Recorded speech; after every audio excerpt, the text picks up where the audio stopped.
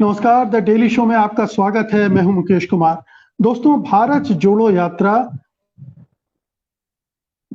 1000 kilometre की दूरी तय कर चुकी है। इस दौरान उसे जबरदस्त कामयाबी मिली है। उतनी कामयाबी मिली है जितनी कि किसी ने अपेक्षा नहीं की थी। शायद कांग्रेस पार्टी के कार्यकर्ताओं ने भी, नेताओं ने भी अपेक्षा नहीं की होगी।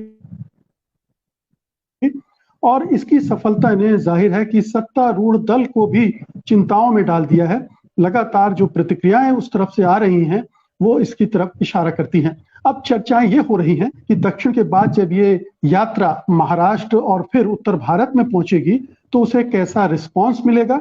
और अगर ये रिस्पांस जबरदस्त हुआ, एक लहर जैसी पैदा कर दी इसने उत्तर भारत में, तो फिर उस पर सत्तारूढ़ दल यानी बीजेपी और मोदी शाह की प्रतिक्रियाएं किस तरह की होंगी, वो इस यात्रा को लेकर, इस यात्रा की काट को लेकर क्या कुछ कर सकते हैं। मगर सबसे बड़ा सवाल तो ये है कि जो इसका मूल मकसद था भारत जोड़ने का, उसमें ये यात्रा कितनी कामयाब हो पा रही है। और इसी से दूसरा जो जुड़ा हुआ सवाल है, जिस पर तमाम राजनीतिक विश्लेषकों की नजर है, वो ये कि इस यात्रा से क्या राहुल गांधी और उनकी पार्टी को कोई फायदा हो रहा है या नहीं हो रहा है। हमारे साथ जाने माने सामाजिक कार्यकर्ता, राजनीतिक कार्यकर्ता और राजनीतिक विश्लेषक योगेंद्र यादव हैं। तो आइए उनसे इस यात्रा के महत्व को और उसके प्रभाव को समझते हैं। आप सब जानते हैं कि योगेंद्र जी इस यात्रा से शुरू से जुड़े हुए हैं, लगातार इस यात्रा के साथ चल रहे हैं, सहयात्री भी हैं। और तमाम जो जन आंदोलन जुड़े हैं, जिनकी भागीदारी है, उनके एक तरह से नुमाइंदगी भी कर रहे हैं। तो योगेंद्र जी, आपका कार्यक्रम में बहुत बहुत स्वागत है। मेरा पहला सवाल सीधा सा है कि 1000 किलोमीटर की यात्रा पूरी कर चुकी है ये भारत जोड़ो यात्रा, और अब उसको उसको किस तरह का रिस्पांस आपने देखा है? क्या सचमुच में भारत जोड़ने के काम में, मकसद में, ये किसी तरह से कामयाब होती दिख रही है? मुकेश जी, सबसे पहले तो आपका दर्शकों का को नमस्कार। मैं कर्नाटक के बेल्लारी से बोल रहा हूँ, जो कि लगभग उत्तरी छोर है कर्नाटका का, आंध्रा से जुड़ा हुआ, वहां तक यात्रा पहुंच चुकी है। जब ये यात्रा शुरू हुई 7 सितंबर को कन्याकुमारी से, तो इसके बारे में एक तो अज्ञान था, दूसरा संदेह। अज्ञान ये कि ज्यादातर लोगों को पता ही नहीं था कि कोई पद यात्रा होने वाली है। सच बात कहूं, दिल्ली के कुछ पत्रकारों को मालूम नहीं था। अच्छा, वाकई पैदल चलने की यात्रा, अच्छा राहुल गांधी खुद चल रहे हैं, अच्छा पता नहीं था। ऐसा एक माहौल था। दूसरा संदेह था, अरे सचमुच चलेंगे, पैदल चलेंगे ना, ना देखना 5 दिन के अंदर गाड़ी पे सवार हो लेंगे, ना ना होगा नहीं, ये तो कहने की बातें हैं। तो एक संदेह लोगों के मन में था। और उस पृष्ठभूमि में यदि देखें, तो पिछले 6 सप्ताह में इस यात्रा ने जो कुछ हासिल किया है, जो आपने खुद कहा, एक आशातीत सफलता हासिल की है। आशातीत सफलता जनता के रिस्पॉन्स में। जब शुरू हुआ तमिलनाडु केरला में, और आप जानते हैं तमिलनाडु का वो जो हिस्सा कन्याकुमारी वाला है और केरला का, उसका तो ज्योग्राफिया कुछ ऐसा है कि वो कहीं पे भी अ, घरों की श्रृंखला समाप्ति नहीं होती। लगता है आप एक लंबे शहर से गुजरते हुए जा रहे हैं, और चारों तरफ, और लगभग जैसे घर कहीं खत्म नहीं हुए, वैसे ही लोगों की कतार कहीं खत्म नहीं। दोनों तरफ सड़क के हजारों लोग खड़े हुए हैं। और मुकेश भाई, इतने साल सार्वजनिक जीवन में रहने के बाद आंखों को इतना अभ्यास तो हो गया है कि पता लगता है कि कौन है जिनको पकड़ के लाया गया है, घेर के लाया गया है, और कौन है जो रुचि से आए हैं, कौन है जो तमाशबीन बन के आए हैं। तो वो लोग जो कि खुद रुचि से आए, इसमें कोई संदेह नहीं है कि जब कोई पार्टी मोबिलाइज करती है तो मोबिलाइज करती है ना। लेकिन इस यात्रा में शुरू से मैंने ऐसे तमाम लोगों को देखा जो बिल्कुल स्पष्ट था कि जिनको कोई मोबिलाइज करके नहीं लाया है, अपनी इच्छा से आए हैं, देखने आए हैं, कुछ उम्मीद लेके आए हैं। ये मैंने पूरे रास्ते में देखा। कर्नाटका में आने के बाद माहौल बदलता है, क्योंकि अब यहाँ हमारी तरह गांव है फिर खेत है, फिर गांव है फिर खेत है, वो शुरू होता है। लेकिन जहां जहां आबादी का हिस्सा आता है, लोग खुद बाहर आ रहे हैं, उत्साह से आ रहे हैं। इस बीच मैं यात्रा की तैयारी में बाहर भी निकलता रहा। हैदराबाद गया, मुंबई गया, कल परसों नागपुर वर्धा था। अब तक मुकेश जी ट्रेन में, कहीं सड़क पे, ढाबे पे, दूर दराज के इलाकों में, कल रात पंजाब के साथियों से बात कर रहा था, दो बात स्पष्ट। एक, टीवी भले ही न दिखाए, तस्वीरें न दिखाए, लेकिन लोगों को पता है कि यात्रा चल रही है, ये बात तय है। कहां से पता लग रहा है पता नहीं, शायद सोशल मीडिया से, या पहले दिन एक बार टीवी में दिखाया तो लोगों के दिमाग में दर्ज हो गई। ये बात कि एक यात्रा चल रही है, पैदल यात्रा चल रही है, राहुल गांधी खुद उसमें चल रहे हैं, ये बात देश के दिमाग पे दर्ज हुई है। दूसरा, मैंने अब तक एक भी व्यक्ति से नेगेटिव बात नहीं सुनी। कुछ लोग सुन के चुप हो जाते हैं, कुछ लोग अमूमन बहुत उत्साह से करते हैं, नकारात्मक बात कोई नहीं करता। इस देश में पदयात्री के ऊपर लांछन लगाना बड़ा कठिन, और बीजेपी ने तो 5-6 बार कोशिश कर ली, कभी टी शर्ट का बहाना बना के, कभी कोई किस पादरी से आप मिल लिए, कभी कोई लड़की साथ में चली उसने हिजाब पहना हुआ था, तमाम कोशिश कर ली, एक भी चिपक नहीं पाई, क्योंकि जनता, एक पदयात्री पे आप कीचड़ उछाल रहे हैं, ये हमारे संस्कार पे जमता नहीं।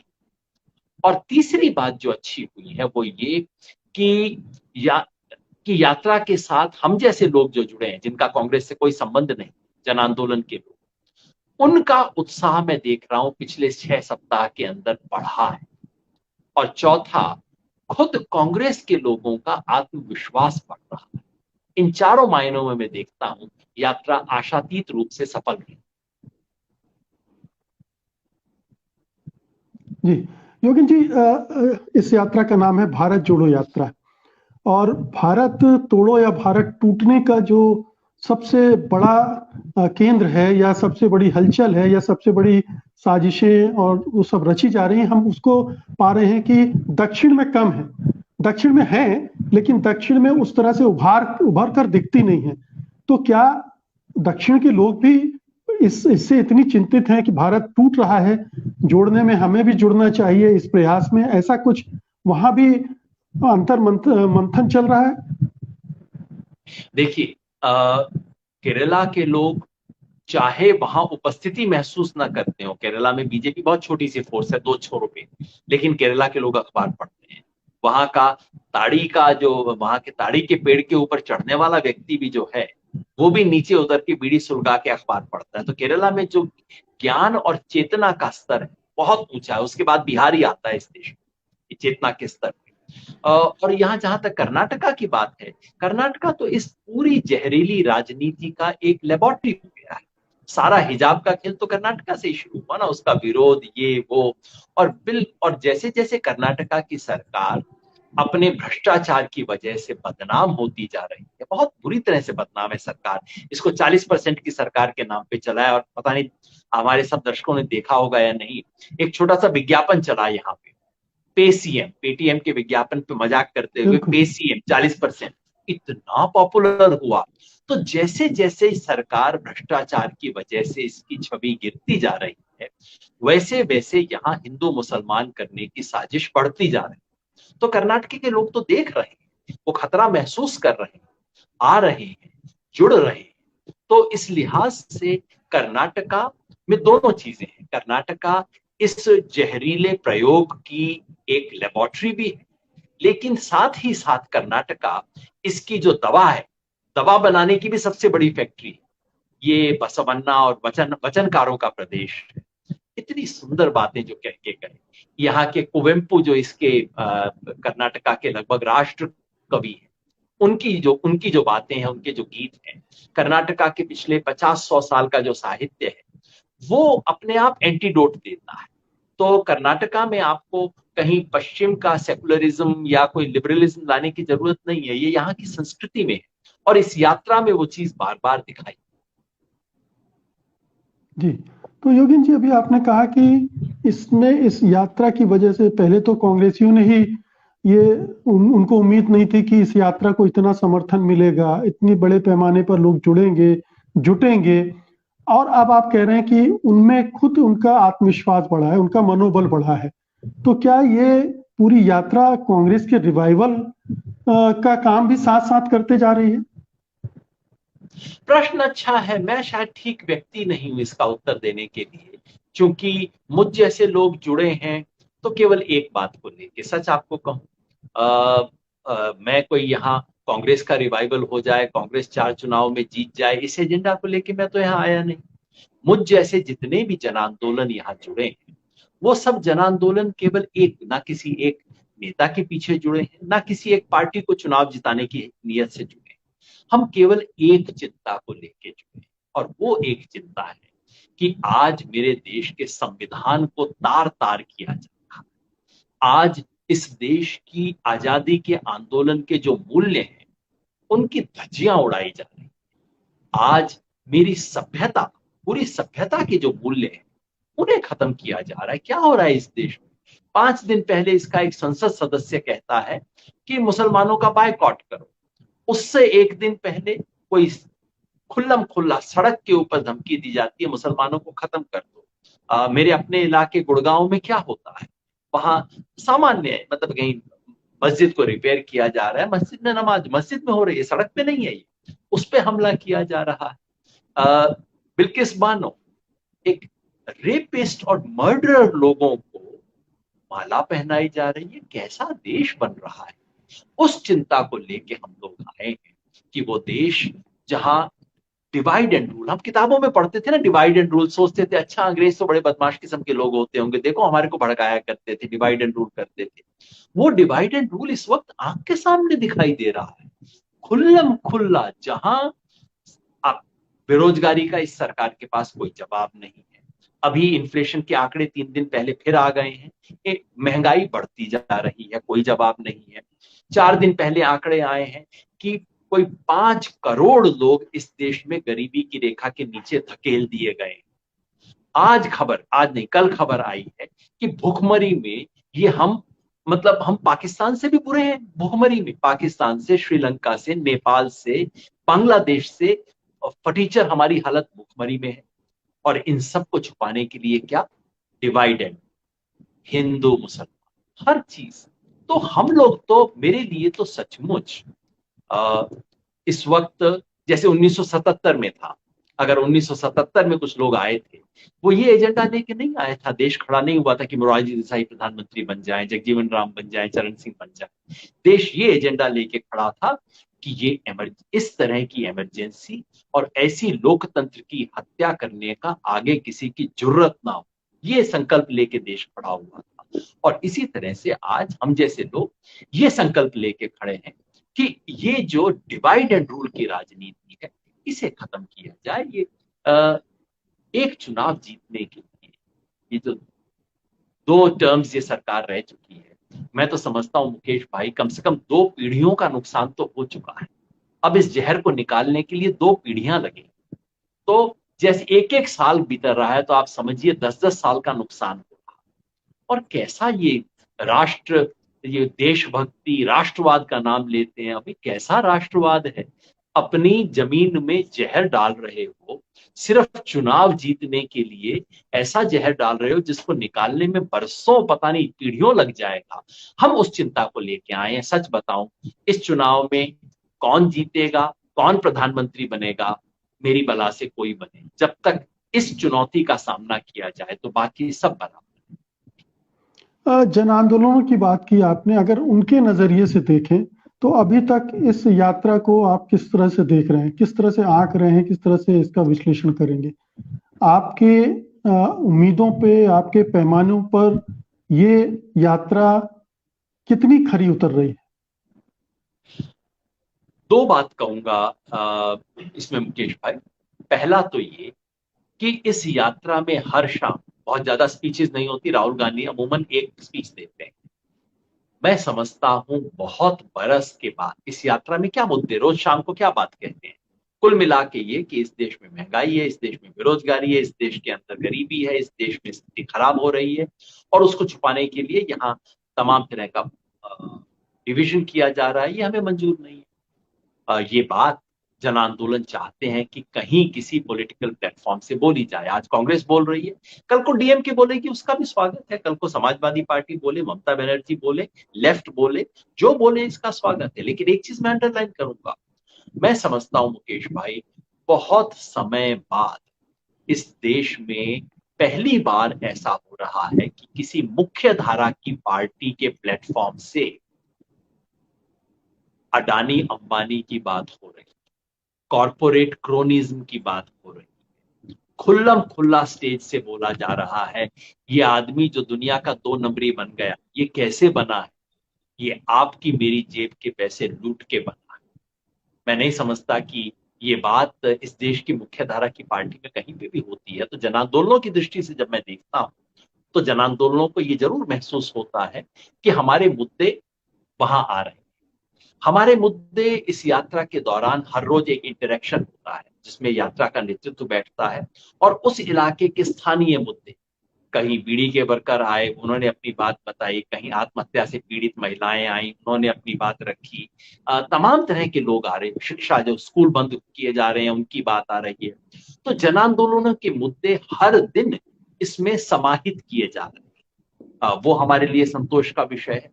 और इसका असर मैं देख रहा हूं मुकेश भाई कि जब हमने ये प्रयास शुरू किया था 22 अगस्त को दिल्ली में कॉन्स्टिट्यूशन क्लब में 150 जन आंदोलनों के प्रतिनिधियों की बैठक हुई थी, जिसमें काफी बहस के बाद फैसला हुआ कि हाँ इस यात्रा का स्वागत करेंगे, अपने तरीके से इसको समर्थन देंगे। लेकिन मैं जानता हूं उस समय हमारे कई साथियों के मन में किंतु परंतु था, क्योंकि संस्कार तो हम सब लोगों का कांग्रेस के साथ संघर्ष करने का है ना। तो लेकिन आज जब मैं देखता हूं, आज 6 हफ्ते में मैं देखता हूं मिजाज बदला है। अब लोग कह रहे हैं यार कुछ तो हो रहा है योगेश जी, जरा बताइए कहाँ आना है, बताइए कब आए, कैसे करें। ये जो बदलाव हो रहा है ये अपने आप में छोटी चीज नहीं। जी योगेन जी, को मैं चाहूंगा कि कुछ आपके अपने अनुभव हो, कुछ एनेक्डोट्स हो इस यात्रा के दौरान, वो शेयर करें जो मतलब इस पूरे यात्रा को व्याख्यायित करते हो, रूपायित करते हो। कुछ ऐसी प्रसंग जो आपको लगा हो कि ये कार्ड है जहां टच कर लिया आपने या यात्रा ने। किस्से सुनाने में मैं बहुत अच्छा नहीं हूँ। अभी एक हमारी बैठक हो रही थी इस अपनी बातचीत से आधा घंटा पहले, जहां हमारे एक साथी हैं वीरेंद्र बागोरिया, हरियाणा में हिसार से आए हैं और दलित बहुजन आंदोलन में बहुत कर्मठ रहे। और वो इतना बड़ा झंडा लेके चलते हैं और इतना बड़ा झंडा लेके चलते हैं। मैंने उनसे पूछा क्या वीरेंद्र जी तबीयत कैसी है, कैसा चल रहा है। उन्होंने कहा जी पहले तो थोड़ा सा 1-2 दिन तो महसूस हो रहा था, पर जब बच्चों से हाथ मिलाता हूँ, और वो भाग भाग के बच्चों से हाथ मिलाते, वो कहते हैं जब मैं बच्चों से हाथ मिलाता हूँ तो मेरी शक्ति जो है द्विगुणित हो जाती है। महिलाएं बोलती हैं, उनकी भाषा तो मुझे समझ नहीं आती, वो तो मेरा ठेठ हरियाणवी बंदा है तो कहते हैं भाषा तो मुझे समझ कुछ नहीं आती है, लेकिन उनकी आंखों से मुझे पता लग जाता है कि हाँ आगे बढ़ना है, चलना है। इस यात्रा के दौरान हमने देखा कि एक साथी जो माने जो अपने एक तरह से पाँव पे नहीं, हाथ और पाँव दोनों पे चल रहे थे, मतलब शारीरिक रूप से फिजिकली चैलेंज थे, तो वो करते हुए, लेकिन उसका भी जज्बा कम नहीं, वो भी चल रहा है। और एक कहानी जिसके बारे में मैंने बताया था कि रात को मैं कहीं पे किसी के घर रुका, तो उन्होंने सुबह चलने से पहले कहा योगेश जी आप जा रहे हैं ना यात्रा में, एक छोटे सा काम कर दीजिए, हमारे दोनों बच्चों को कन्हैया कुमार के साथ चलना है। देखो उन्होंने राहुल गांधी का नाम नहीं लिया, उन्होंने कहा कन्हैया कुमार के साथ चलना है। और मैं उन जब बच्चों को लेके गया, 8 किलोमीटर वो दो बच्चे, एक की उम्र 8 साल थी, बड़ी बहन की उम्र 13 साल रही, 8 किलोमीटर वो बच्चे चले कन्हैया कुमार को ढूंढने के, और जाके उनके साथ चले, फोटो खिंचवाई। उसके बाद मुझे कहा अंकल राहुल गांधी के साथ भी चल सकते हैं क्या तो वो भी हुआ। तो एक बच्चों का ये जो जज्बा है, साधारण महिलाओं का, क्योंकि बाकी किस्से मैं सुनाऊंगा तो वो लगता है अभी पॉलिटिकल वर्कर है, और ये जाहिर है जब ऐसी कोई यात्रा होती है तो उसमें एक पार्टी का रोड शो नुमा सा तो होता ही है, पार्टी अपनी ताकत लगाती है। तो उससे मैं नहीं आंकता, मैं इन चीजों से आंकता हूं जहां महसूस होता है कि कुछ बदल रहा है, देश बदल रहा है, मिजाज बदल रहा है, और लोगों का रेस्पॉन्स जो है वो भी बदल रहा है। योगेन जी, अभी आपने कहा कि जन संगठनों के मुद्दे उठ रहे हैं इस यात्रा में। मुद्दे उठना एक बात है, कमिटमेंट भी है क्या वहाँ? क्योंकि एक राजनीतिक दल है, वो अपनी राजनीति को मजबूत करने के लिए ये यात्रा निकाल रही है, उसका मकसद तो एक ये भी है। तो उस मकसद को पूरा करने के लिए आज वो सारी बातें करेगी जो आप चाहते हैं, जो विपक्ष चाहता है, जो लोग चाहते हैं। लेकिन वो कमिटमेंट ऐसा है कि सत्ता में मान लीजिए कभी आ जाते हैं ये, तो उस पर टिके रहेंगे? मुकेश जी, यहाँ बैठ के मैं इसकी गारंटी दे दूं तो ये तो बिल्कुल ही फिजूल किस्म की बात होगी। जरूर इसमें मुझे जरूर महसूस होता है कि जो बातें सुनी जा रही हैं, खासतौर पे जब राहुल गांधी के इंटरेक्शंस में मैं बैठता हूँ, तो उसमें एक गंभीरता है, संजीदगी है, सीखने की इच्छा है, और एक रेस्पॉन्स की ईमानदारी है। लेकिन जैसा आप ठीक कह रहे हैं, पार्टियां चुनाव जीतने से पहले 50 बातें कहती हैं और उन 50 बातों पे टिक नहीं पाती। अमूमन वैसे मैं राहुल गांधी को देखता हूं कि वो वायदे ज्यादा करते नहीं, समझते हैं, और ये कोशिश करते हैं कि हाँ, इस पे हम कुछ करेंगे। लेकिन मैं मान के चलता हूं कि जैसा अमूमन पार्टियों में होता है कि आप चुनाव से पहले वादे करते हैं, उस पे टिक नहीं पाते हैं। लेकिन ये वादे करना छोटा मामला है नहीं मुकेश भाई। आपको मैं दूसरी मिसाल देता हूँ। बीजेपी ने चुनाव से पहले वायदा कर दिया था कि एमएसपी देंगे। आपको पता है कि दी नहीं उन्होंने। लेकिन आज तक किसान संगठनों के पास बीजेपी को सड़क पे शर्मिंदा करने का सबसे बड़ा मुद्दा जो है, वो यही है कि आपने अपने मुंह से बोला था। राजनीति में जो लिप सर्विस होती है ना, कहते हैं कि साहब बोलने के लिए बोल दी, ऐसी क्या बात है। लिप सर्विस बड़ा गंभीर मामला होता है राजनीति में, क्योंकि ये फिर आपके गले की फांस बनती है। फिर उसके बाद दूसरी ऑपोजिशन, आपको ध्यान होगा, कांग्रेस ने अपने राज में एमएसपी लागू नहीं की थी और वायदा नहीं किया था। बीजेपी ने वायदा किया, लागू की नहीं। अब कांग्रेस उनसे 4 कदम आगे बढ़ के कह रही है कि हम तो एमएसपी तो करेंगे ही, आगे ये भी करेंगे। तो धीरे धीरे वो राजनीति का मुहावरा बनता है और पार्टियों की कंपल्शन बनती है। जन आंदोलनों में रहते हुए हमने सीख लिया है कि जन आंदोलनों को अपनी एक ही बात मनवाने के लिए 3-4 बार संघर्ष करना पड़ता है। पहला अपनी बात सुनवाने के लिए, दूसरा अपनी बात मुंह से मनवाने के लिए, तीसरी बात मुंह से मानी बात को लिखवाने के लिए, और चौथी बार लिखित बात को करवाने के लिए। तो मैं इससे निराश नहीं होता, हर कदम आगे ले जाता है। और इन जो इंटरेक्शंस हो रहे हैं, जो बातचीत हो रही है, जिस तरह की बिल्कुल जमीनी मुद्दे उठ रहे हैं, हवाई मुद्दे नहीं, बिल्कुल जमीनी मुद्दे उठ रहे हैं, उससे मेरी एक ये आशा प्रबल होती कि इसके बारे में एक सामान्य माहौल बनेगा कि ये चीजें होनी चाहिए। और वो माहौल फिर ऑपोजिशन का भी बांधता है और रूलिंग पार्टी को भी बांधता है, दोनों को बांधता है। वो परिवर्तन मैं देख रहा हूं। जी। अब मेरा अगला प्रश्न ये है कि ये यात्रा जब महाराष्ट्र में पहुंचेगी और फिर उत्तर भारत की तरफ बढ़ेगी, तो आपका अनुमान क्या कहता है? आपको क्या लगता है कि उत्तर भारत में जहां सीधा संघर्ष बीजेपी का होगा, बीजेपी से होगा, और बीजेपी आक्रामक बहुत है इस पूरे पट्टी में, वहां किस तरह की परिस्थितियां बन सकती हैं? यात्रा को किस तरह की चुनौतियां सामने आ सकती हैं? मुकेश जी, अभी देखिए, मैं 2 राज्यों की तैयारी कर रहा हूं एक समय में। तो फिलहाल यात्रा कर्नाटका में है। इसके बाद के 2 बड़े राज्य हैं तेलंगाना और महाराष्ट्र, और पिछले 8-10 दिन में उन्हीं 2 राज्यों की तैयारी की बैठकों में था। तेलंगाना में बावजूद इसके कि केसीआर हैं, बावजूद इसके कि कांग्रेस दूसरे तीसरे स्थान पे रहती है, दूसरे स्थान के लिए कंपटीशन कर रही है, इस सब के बावजूद, क्योंकि वहां लोगों को 2 विकल्प हैं बीजेपी के विरुद्ध, इसके बावजूद तेलंगाना में मैंने बहुत अच्छा माहौल देखा। और जहां तक महाराष्ट्र की बात, मैं आपको बता सकता हूं, महाराष्ट्र में ये यात्रा शानदार तरीके से होगी। खाली अच्छी ही नहीं, जन आंदोलन, क्योंकि महाराष्ट्र में जन आंदोलनों की बहुत पुरानी और गहरी परंपरा है, और जन आंदोलनों का जिस तरह का समर्थन मिला, मैं कल वर्धा में था, परसों नागपुर में था, 4 दिन पहले मुंबई में था। महाराष्ट्र के तमाम आंदोलन, दलित आंदोलन, आदिवासी आंदोलन, वहां विस्थापन के विरुद्ध आंदोलन, महिला आंदोलन, वहां वारकरी समाज की जो परंपरा है उसके लोग, किसान आंदोलन, श्रमिक आंदोलन, सब के प्रतिनिधि जुड़े हैं। तो वहां तो शानदार। अभी मैं सही बात बताऊं तो मध्य प्रदेश और राजस्थान में अभी तैयारी बैठकें शुरू नहीं हुई है। तो मैं आपको जन आंदोलनों की भागीदारी की ठीक ठीक रपट अभी नहीं दे पाऊंगा, 10-15 दिन बाद देने की स्थिति में रहूंगा।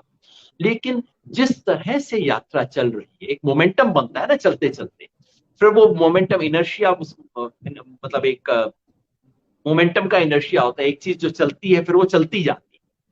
और जो बोहनी अच्छी हुई है और जो गेंद ने लुढ़कना शुरू कर दिया, तो अब लुढ़कती है तो मतलब आगे तो चलती जाएगी, ऐसा मेरा उम्मीद है। उसके साथ एक आशंका भी है। आशंका ये है कि जब ये यात्रा महाराष्ट्र के करीब आके परेशान करना शुरू करेगी और बीजेपी को और ज्यादा हर्ट करेगी, कर्नाटका में काफी तकलीफ हुई है बीजेपी, और आगे बढ़ के तकलीफ होगी, तो कुछ ना कुछ हथकंडा तो अपनाएंगे। पता नहीं क्या अपनाएंगे, मेरा तो दिमाग उस तरह से काम नहीं करता जैसे इन लोगों का करता है, मगर कुछ ना कुछ तो करेंगे, ऐसे तो छोड़ेंगे नहीं। वो क्या होगा, किस तरह का हमला, क्योंकि मीडिया के जरिए हमला करके तो इन्होंने देख लिया, सोशल मीडिया का हमला करके तो देख लिया, वो तो मामला चिपका नहीं। अब किस तरह का मामला होगा, कुछ ना कुछ होगा। तो हिंदू मुसलमान, क्योंकि ले दे के उनके बंदूक में एक ही कारतूस है, हिंदू मुसलमान हिंदू मुसलमान, तो कुछ ना कुछ हिंदू मुसलमान की कोशिश तो होगी। लेकिन मैं समझता हूं जिस तरह से ये यात्रा एक पॉजिटिविटी जनरेट कर रही, उसके बाद ऐसा कुछ भी करना इनके षड्यंत्र को बेनकाब कर देगा।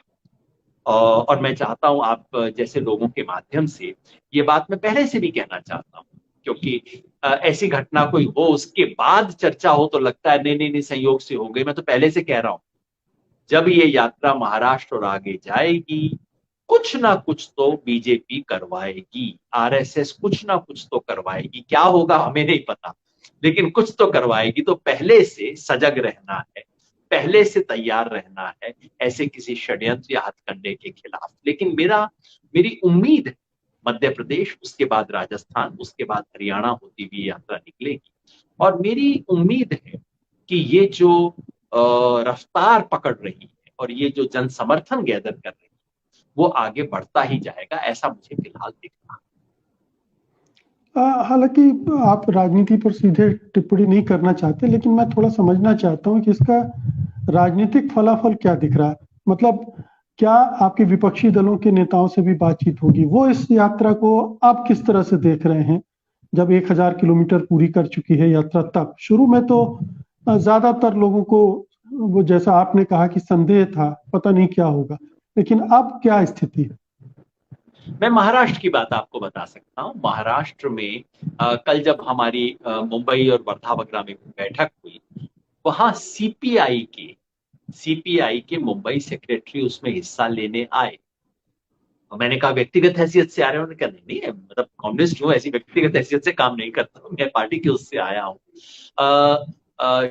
और अभी तक की सूचना ये है कि स्वयं शरद पवार इसका स्वागत करने के लिए आ रहे हैं। शिवसेना ने इसको समर्थन घोषित किया है। और तो एक जो और आपको ध्यान ही होगा कि जब यात्रा शुरू हुई थी तो स्टालिन ने, जो तमिलनाडु के मुख्यमंत्री स्टालिन हैं, उन्होंने आके इसका शुरुआत की थी, उन्होंने समर्थन किया था। तो जो दल कांग्रेस के नजदीक रहे हैं किसी ना किसी तरह से, उन सब में तो काफी उत्साह है, काफी जुड़ रहे हैं। बाकियों की क्या स्थिति है अभी कहना कठिन है, लेकिन मुझे लगता है कि इस यात्रा का किसी भी ऐसी यात्रा के राजनीतिक असर को हमें केवल उन इलाकों, उन जिलों या उस सड़क से नहीं नापना चाहिए जहां से यात्रा गुजर रही है। क्योंकि ऐसी कोई भी यात्रा अंततः मानस की यात्रा होती है, विचार की यात्रा होती है। और अगर विचार बदलता है तो उसका पूरे देश पर असर पड़ता है। जो मेरा अनुमान है, जो मैं देख रहा हूं, पिछले 6 हफ्ते भर में राहुल गांधी की व्यक्तिगत छवि बदली। लोगों के मन में जो थी, राहुल गांधी नहीं बदले हैं, मैं उनको संयोग से 15 साल से जानता हूं, मुझे नहीं लगता कि राहुल गांधी बदले हैं, लेकिन जो एक छवि उनकी बनाई गई थी, जो बहुत ही विद्रूप किस्म की छवि थी जो बनाई गई थी, वो छवि अब बदलनी शुरू हुई। लोगों को जो राहुल गांधी जो व्यक्ति है, जो असली इंसान है, वो अब दिखाई देना शुरू कर रहा है। जो सड़क पे चल रहा है, लोगों को गले लगा रहा है, मिल रहा है, बात कर रहा है, हर तीसरे दिन चौथे दिन प्रेस कॉन्फ्रेंस कर रहा है, तो लोगों को शायद दिखता भी होगा कि इस देश में एक और नेता है जो 8 साल से प्रेस कॉन्फ्रेंस नहीं कर रहा, जिसके नजदीक कोई जा नहीं सकता। आपको ध्यान है वो छोटी सी पिक्चर फिरोजपुर में जब प्रधानमंत्री गए थे, जहां उनकी गाड़ी पुल पे फंस गई थी, टीवी चैनलों ने कई घंटों तक चलाया था वो। मेरे लिए उसमें महत्वपूर्ण बात क्या है? महत्वपूर्ण बात ये है, प्रधानमंत्री गाड़ी में बैठे और उनकी ही पार्टी के लोग उनसे 10 फुट दूर झंडा लेके चल रहे हैं। प्रधानमंत्री उनको हेलो नहीं करते, उनकी तरफ हाथ नहीं हिलाते, इतना भी नहीं कहते अरे भाई मेरी पार्टी का कार्यकर्ता। उनकी पार्टी के कार्यकर्ता उनकी पार्टी का झंडा लेके आ रहे थे, प्रधानमंत्री 2 कदम चल के कह देते अरे संयोग से मेरी गाड़ी यहां रुक गई, क्या बात कर रहे हो, शाबाश, बहुत बढ़िया। वो नहीं। तो एक तरफ वो छवि दिखती है लोगों को, दूसरी तरफ राहुल गांधी की ये छवि दिखती है, जो आ रहा है उसको गले लगा रहे हैं, उसके साथ मिल के चल रहे हैं। तो मैं समझता हूं कि एक बदलाव तो आ रहा है। और इस देश में जो सबसे बड़ा सवाल पिछले कई सालों का रहा है कि ठीक है मोदी जी नहीं तो कौन, और फिर उसके बाद राहुल गांधी के लिए 4 गालियां दी जाती थी। कहीं जैसे ही वो बदलता है तो उधर से मोदी जी का असली चेहरा भी लोगों को दिखना शुरू होगा, और वो होता है तो उसका असर किसी एक राज्य, किसी एक इलाके पे नहीं, पूरे देश पे पड़ता। मैं ऐसा कोई दावा करूं कि इससे कोई गुजरात और हिमाचल का चुनाव पर परिणाम बदल जाएगा, ये बिल्कुल गलत होगा, मैं ऐसा कोई दावा नहीं करना चाहता। लेकिन देश का मिजाज जब बदलता है, एक जमाने में मैं चुनाव विश्लेषण भी किया करता था, तो ये स्विंग होता है ना, 1, 2, 2.5% का स्विंग जो होता है वो बड़ा मारक होता है। और वो मैं उस स्विंग की जो सुई है उसको मैं झुकते हुए देख रहा हूं। आपने मानस बदलने की बात कही, तो क्या इसका एक मतलब ये है कि एक खास तरह का नैरेटिव जो अभी तक चल रहा है उसके बरक्स एक और बड़ा नैरेटिव बनना शुरू हो गया, या वो मजबूत हो रहा है? बनना शुरू हुआ है, उसमें काम और बहुत करना होगा। क्योंकि क्या था कि बीजेपी ने इस देश के राष्ट्रवाद के एक जो राष्ट्रवाद का जो झंडा है उसको हथिया रखा। और मुझ जैसे लोग तो बड़ा खुल के बोलते हैं कि अरे इन लोगों ने एक कतरा खून नहीं बहाया इस देश की आजादी के आंदोलन में, काहे के राष्ट्रवादी हो गए। जिन लोगों की ये पूजा करते हैं वो अंग्रेजों के वजीफे पे पलते थे, और ये हमें आज राष्ट्रवाद सिखाने चले हैं। लेकिन आम जनता को ये सब बातें समझ नहीं आती। आम जनता को लगता है अरे भाई राष्ट्र की बात कर रहे हैं, बड़ी बात कर रहे हैं। तो अब उसमें हल्का सा बदलाव आना शुरू हुआ है। अच्छा, भारत जोड़ो, इसका मतलब कुछ भारत को चुनौती है, अच्छा ये सवाल उठा रहे हैं, तो कुछ हुआ है। लेकिन आने वाले दिनों में इस यात्रा का भी प्रयास होना चाहिए, हम लोगों का भी प्रयास होना चाहिए कि इसे केवल एक चुनावी यात्रा के रूप में न देखा जाए। ये केवल चुनावी रोड शो नहीं है, ये भारत जोड़ो यात्रा। जो नारे हम लगाते हैं इसमें वो है कि वो डंडे से तोड़ेंगे, हम झंडे से जोड़ेंगे। जब ये बात लोग सुनते हैं तो कहीं ना कहीं तो दर्द होती है। तो शुरुआत हुई है नैरेटिव बदलने की, इसमें और बहुत मेहनत की जरूरत है।